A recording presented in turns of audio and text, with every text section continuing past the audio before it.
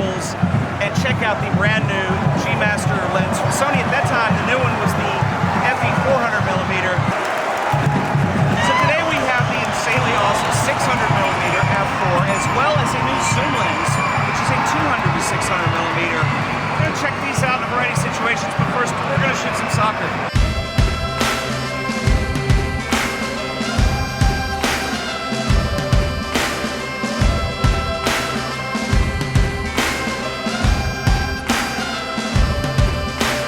Last weekend, I was very honored to have Sony invite me to New Jersey to preview not one, but two new telephoto lenses.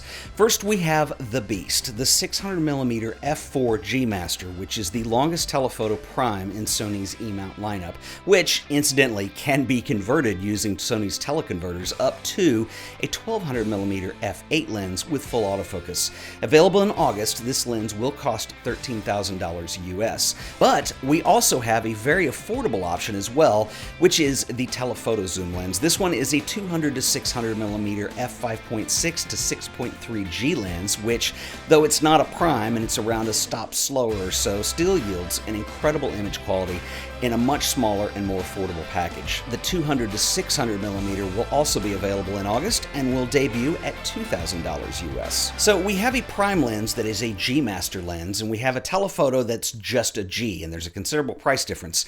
One of the things I get asked a lot is what designates a lens as a G Master lens, and there's no real official definition that you're going to find on Sony's website, although I have had several people who work at Sony saying in general a G Master lens is a lens that will have a wide aperture that will resolve to around 100 megapixels. And so obviously there's a premium cost associated, particularly in this case.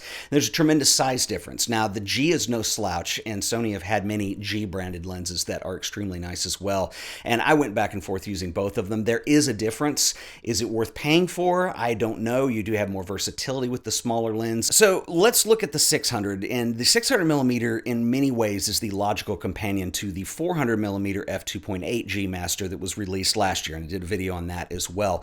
The 400mm was in many ways a benchmark lens for Sony, not only in terms of the optical design, but also in a complete rethinking of how autofocus should work on a mirrorless camera.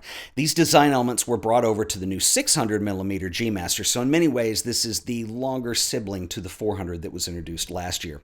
This lens is the world's lightest 600mm lens, coming in at 6.7 pounds or about 3,040 grams, which is slightly lighter than Canon's 600mm and significantly lighter than Nikon's. This new balanced optical design of the lens in the Sony distributes the weight much better than both the Nikon and the Sony as well, since it's not front heavy, and this helps a lot for panning shots and any motion required usage on a monopod.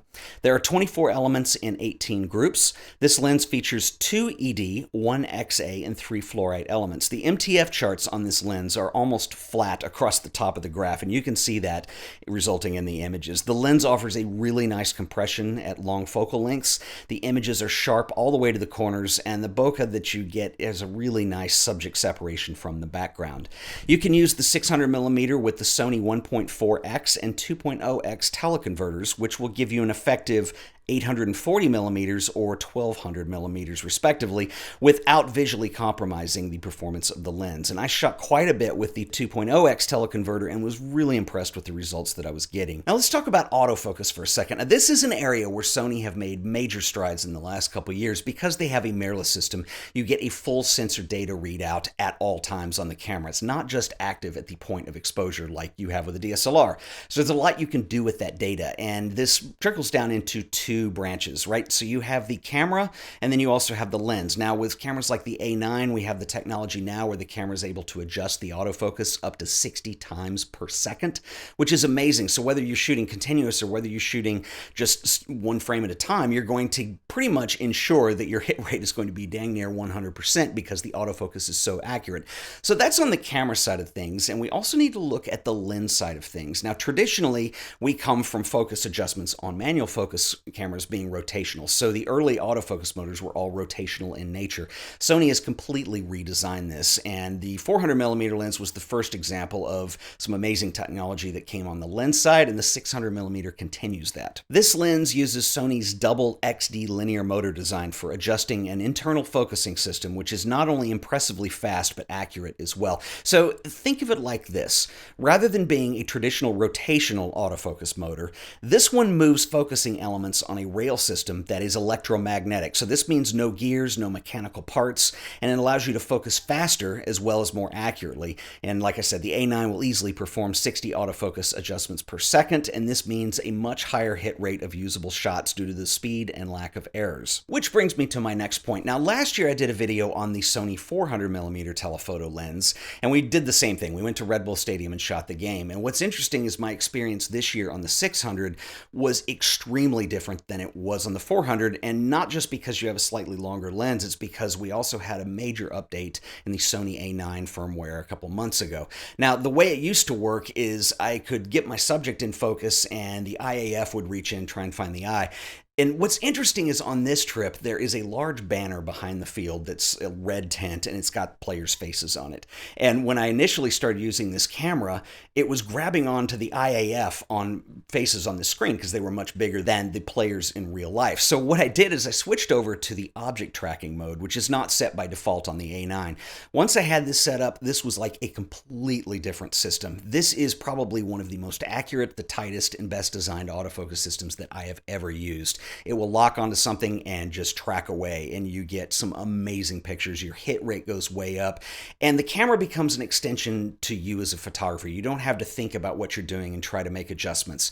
It just becomes second nature, so you can really focus on the work that you're producing. And I was really impressed because this was the first time that I'd had a chance to realize this system up to the standard of Sony's intention, and a lot of that has to do with the A9 in conjunction with these large telephoto lenses. So the interface on the side of the 600mm is pretty much identical to the 400mm f2.8, allowing you full control of the autofocus parameters as well as the ability to set custom functionality as well. Top-of-the-line flagship telephoto lenses like these end up costing you a lot of money. Yes, they are specialized tools, but when the small differences count, they really deliver.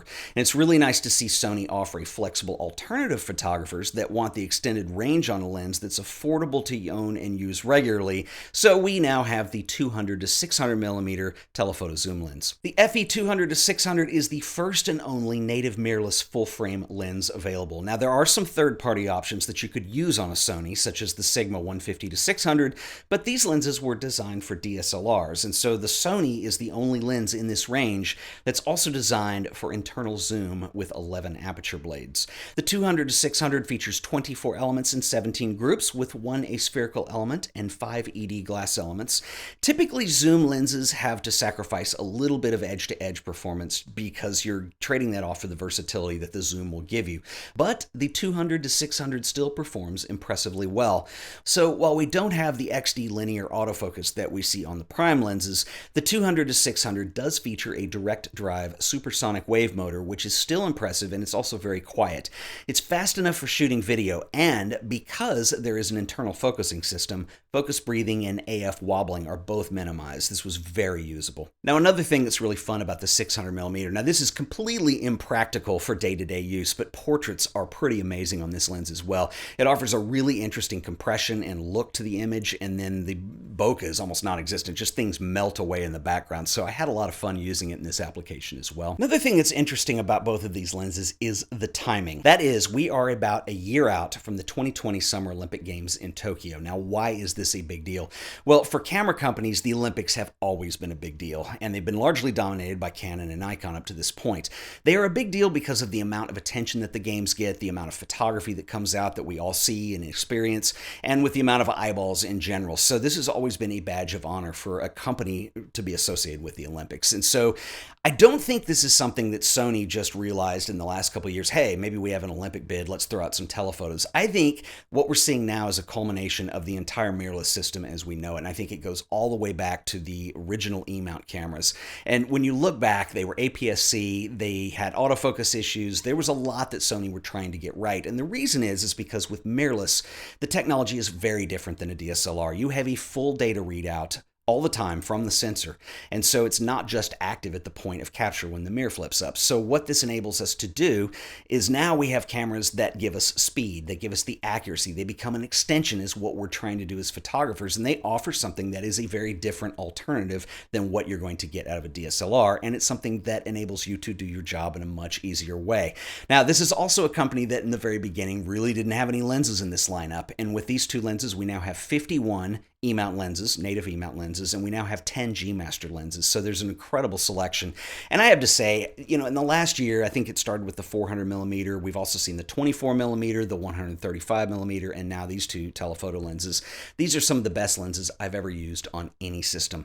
They bridge the gap between video and stills in terms of the accuracy and the speed and the way they autofocus, and they're just optically gorgeous. And so I think it's a huge deal for Sony. So I was really honored that they invited me to this. I would love to know what you guys think as well. Is the more affordable option a good idea, or is the $13,000 beast worth springing for? I want to hear from you guys. I'll see you all in the next video. Until then, later.